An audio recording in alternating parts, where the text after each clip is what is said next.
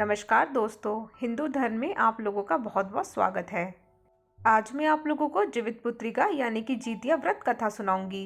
एक समय की बात है, नर्मदा नदी के पास कंचनबटी नामक एक नगर था। उस नगर के राजा का नाम मल्यकेतु था। नर्मदा नदी के पश्चिम में बालूहटा नाम की मरुभूमि थी, जिसमें एक विशाल पाकड़ के पेड़ पर एक चील रहती थी। उसी पेड़ के नीचे एक सियारिन भी रहती थी। दोनों पक्की सहेलियां थीं। दोनों ने कुछ महिलाओं को देखकर जितिया व्रत करने का संकल्प लिया और दोनों ने भगवान श्री जीयुतवाहन की पूजा और व्रत करने का प्रण ले लिया। लेकिन जिस दिन दोनों को व्रत रखना था, उस दिन शहर के एक बड़े व्यापारी की मृत्यु हो गई और उसका दाह संस्कार उसी मरुस्थल पर किया गया। सियारिन को अब भूख लगने लगी थी। मुर्दा देखकर वह खुद को रोक न सकी और उसका व्रत टूट गया। लेकिन चील ने संयम रखा और नियम व श्रद्धा से अगले दिन व्रत का पारण किया। फिर अगले जन्म में दोनों सहेलियों ने ब्राह्मण परिवार में पुत्री के रूप में जन्म लिया। उनके पिता का नाम भास्कर था। चील बड़ी बहन बनी और उसका नाम शीलवती रखा गया। शीलवती की शादी बुद्धिसेन के साथ हुई। सियारिन छोटी बहन के रूप में जन्मी और उसका नाम कपूरावती रखा गया। उसकी शादी उस नगर के राजा मलायकेतु से हुई।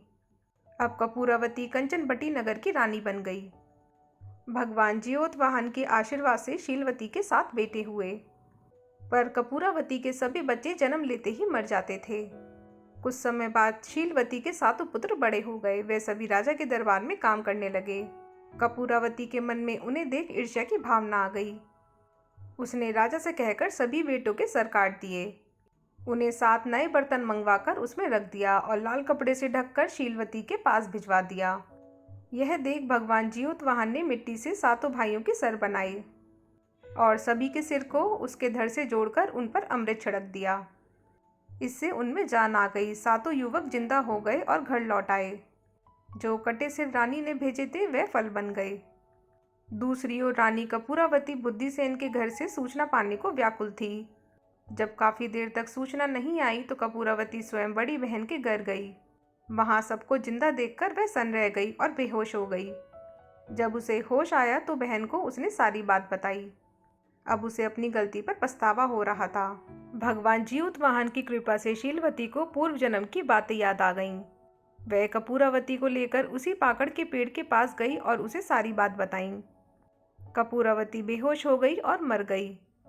जब राजा को इसकी खबर मिली तो उन्होंने उसी जगह पर जाकर पाकड़ के पेड़ के नीचे कपूरावती का दाह संस्कार कर दिया। तो दोस्तों, अगर आप लोगों को मेरा ये वीडियो थोड़ा सा भी हेल्पफुल लगा हो तो इसे लाइक और शेयर करना ना भूलिएगा और मेरे चैनल को सब्सक्राइब ज़रूर कीजिएगा। धन्यवाद।